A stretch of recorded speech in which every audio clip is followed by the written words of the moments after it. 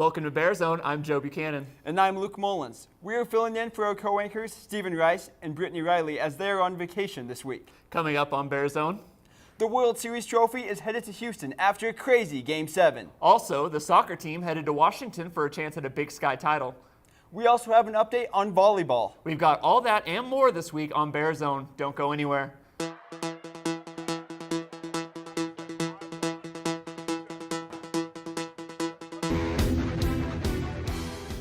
Seven games, 65 runs, numerous lead changes, and the opportunity to be called baseball's best. That is what the 2017 World Series was all about. BearZone reporter Stephen Rice has all the highlights from the crazy series between the Astros and the Dodgers.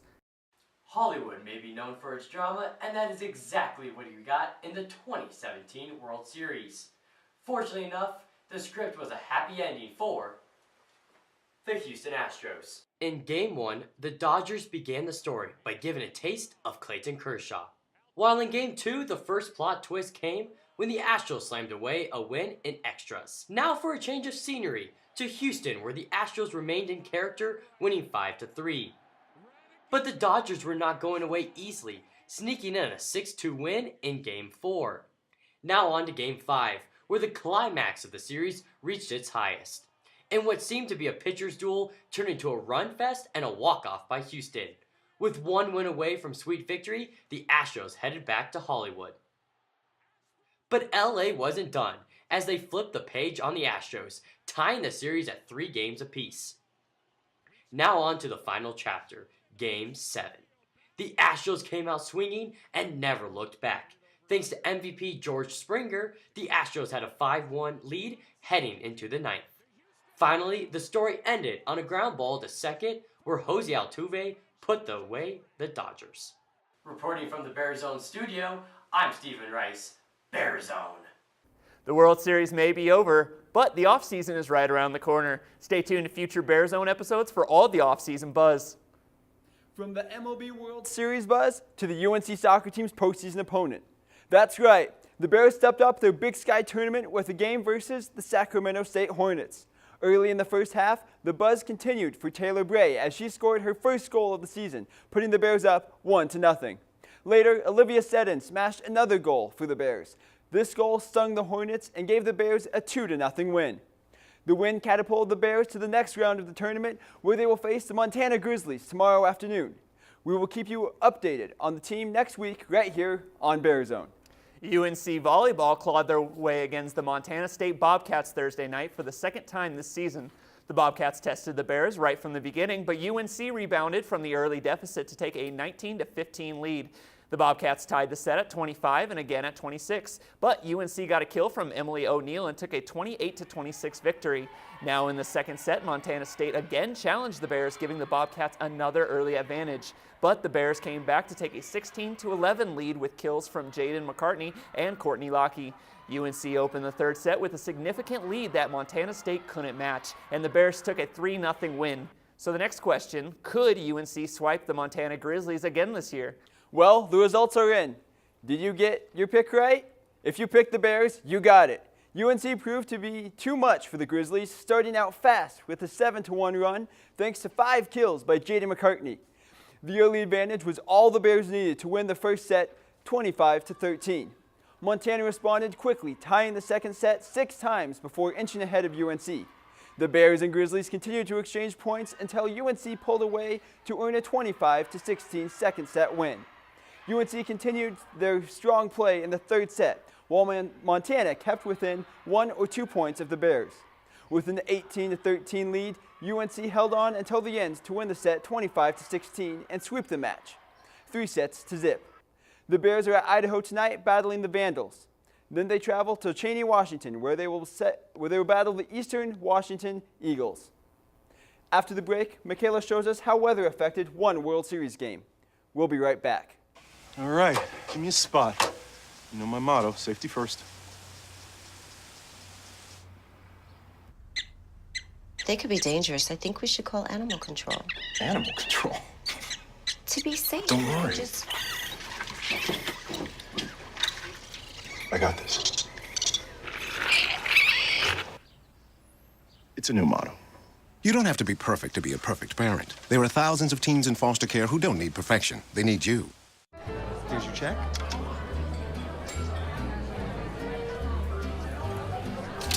Oh, you got it. You know, since I got rid of my car, I really enjoy walking. Okay.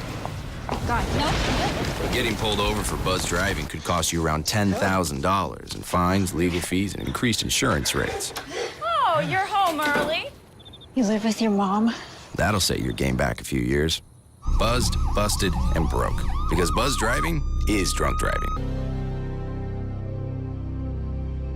Welcome back to BearZone. I'm meteorologist Michaela Lucero.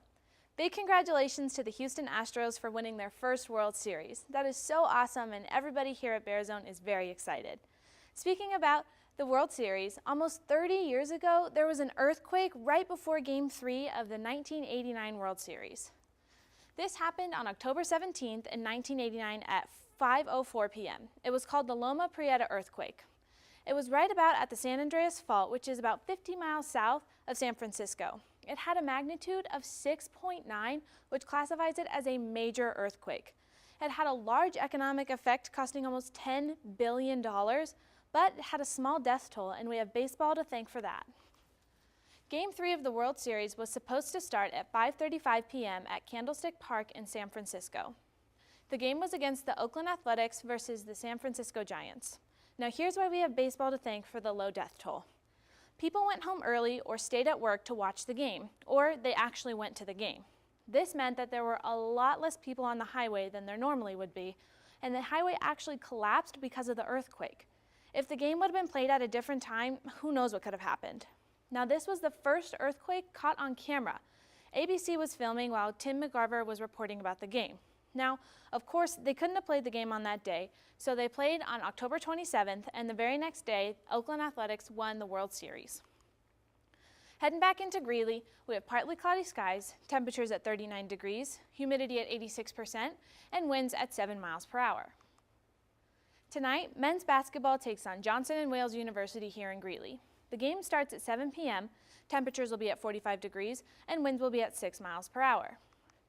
Also today, volleyball plays at the University of Idaho. The game starts at 8 p.m. and I hope our ladies dress warm because it's going to be rainy and cold.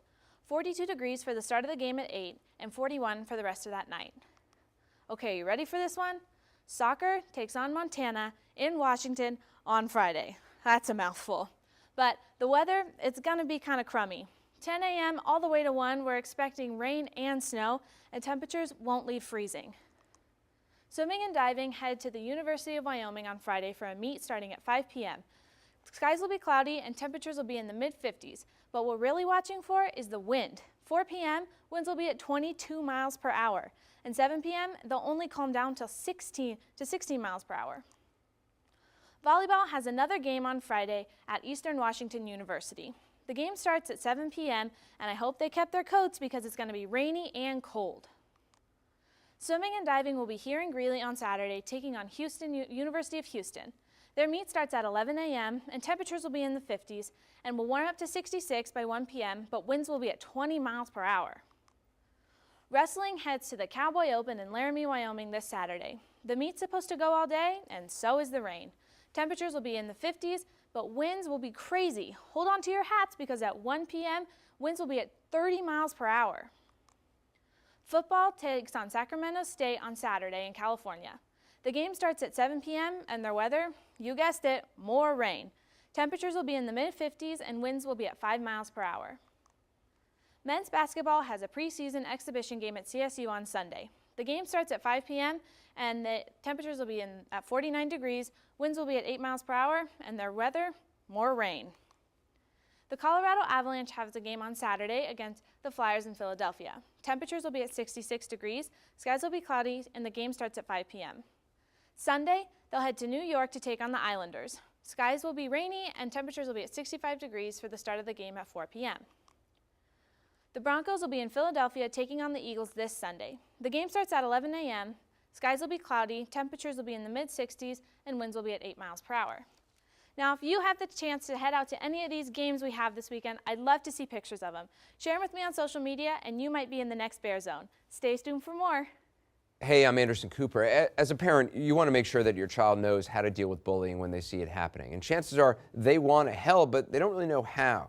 I'll teach them that the best thing to do is calmly walk away, find a teacher or other adult, and speak up. And do your part. Be that adult they can talk to and trust will listen.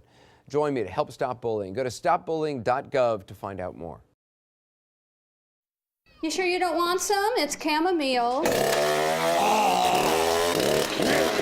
Listen, you are extremely terrifying. Just the scariest undead subhuman thing on TV, and I really mean that. But I am worried that you could give my kids nightmares if they see you, so I'm gonna have to block you. So that's it. Oh, and tell the zombies they're blocked too. Over the weekend, Northern Colorado closed out its 2017 cross-country season at the Big Sky Championships in Ogden, Utah.